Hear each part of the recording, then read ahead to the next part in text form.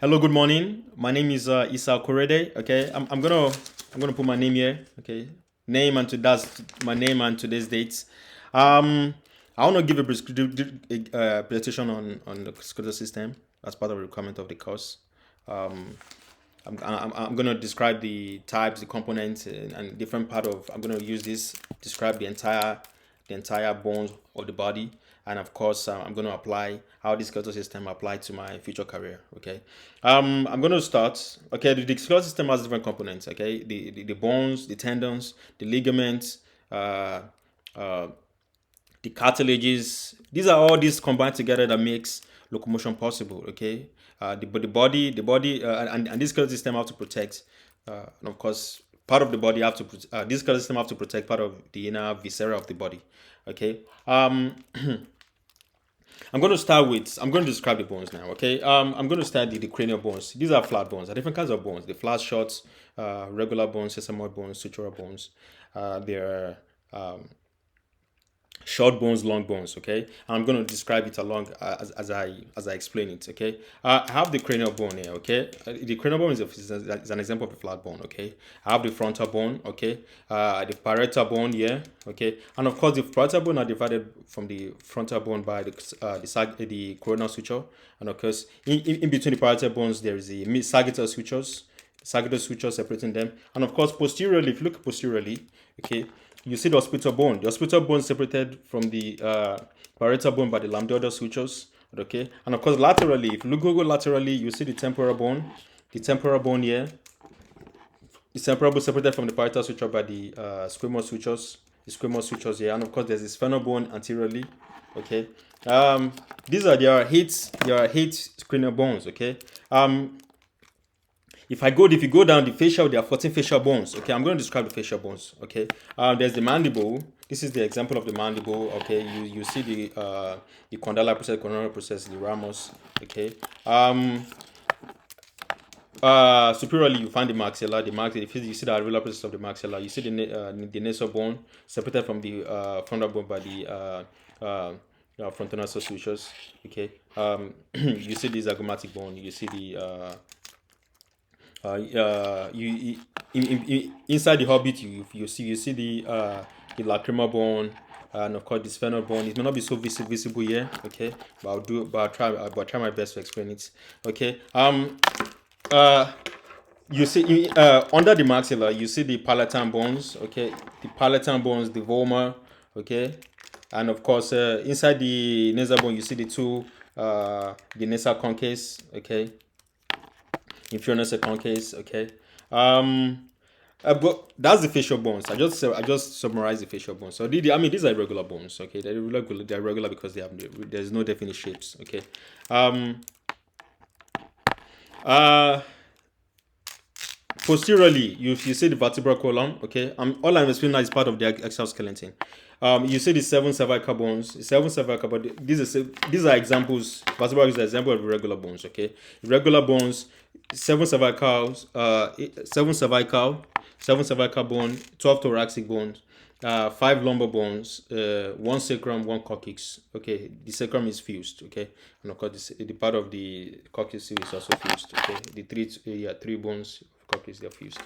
Um, Anteriorly, okay, anteriorly inside in the thoracic cavity, you see the sternal bones, which is also an example of a flat bone. Okay, you see the manubrium. Okay, you see the sternal bone. Okay, um, and of course you see the ribs. It's the ribs, the true ribs, which is the first the seven, which are true ribs. The the 8 to 10, which are false ribs, because they join the seventh ribs together, because they jump out of the seventh ribs. Okay, and of course you see the floating ribs. Okay, the 11 and the posteriorly. You see the 11 and the 12 ribs posteriorly. They are floating ribs. The example of floating ribs. Okay, I'm gonna go there. I'm gonna go the axle. I'm gonna explain the the appendicular skeleton. Okay, I'll begin with the clavicle, which joins the appendicular to the axia. Okay, you see the clavicle. They join the scapula. You see the scapula is also an example of a flat bone. Okay, you see the coracoid process, you see the acromion process. Okay, you see the you see, of course, you see the supraspinatus. Okay, you see the subscleral fossa. These are part of the scapula, with the scapular bone. Okay, which is a flat bone. Okay, because the humerus is an example of the long bone. Is an example of a long bone. Okay, they join the scapula, the glenohumerus joint. You see the tubercles, the greater and lesser tubercle, okay, of the humerus.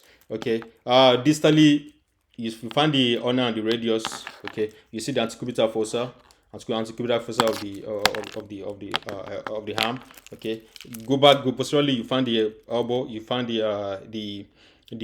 olecranon of the ulna. Okay, yeah, inserting into the olecranon fossa of the humerus. Okay, distally, you go to these are long bones. The ulnar radial long bones. Okay, you see the carpal bones, Okay, and of course they are 8 in number. Okay, uh, and of course the metacarpal, and of course the phalanx. The phalanx has 14 bones of the phalanx. All these are short bones. Okay, um, and of course the metacarpal has altogether they are 10 in numbers. Okay, I'm gonna go this I'm gonna go caudally. I'm gonna go to the pelvic girdles. The pelvic girdle, okay, begins, and of course part of the lower extremities. Okay, the pelvic girdle, you see the ilium, ischium, pubis. Okay, the obturator foramen. Okay, yeah, these are uh, these are some of these are irregular bones. Okay, um, and of course the femur. Okay, the greater truncator, lesser truncator, the head and the neck of the femur. The femur is an example of a long bone. Okay, and of course I have the sesamoid bone, the sesamoid of the kneecap. Okay, posteriorly you see the lateral medial and lateral epicondyle. Posteriorly to the femur, you find the linea aspera. Okay, and of course distally you go to the tibia and the fibula. These are example of long bones. Okay, you see the tibia tuberosities. Okay, the condyle of the medial and lateral condyle of the tibias. Okay, you see the fibula. The fibula is the lateral bone here. Yeah, the lateral tiny bone. Sorry, long bone here. Okay, distally you find the tarsus. Okay, you see the calcaneum. Okay, you see the tarsus. Okay, and of course there are 7 in numbers. Each foot has 7 in numbers. Tarsus. Okay, the metatarsus. Okay, there are 5 in number, and of course the phalanx. Okay, the phalanx of the foot. Okay. Yeah, that will give a brief description of the description of the skeleton of the skeletal system of the body. Okay, I've been to apply this to my future career, or future to apply skeletal system to my future career.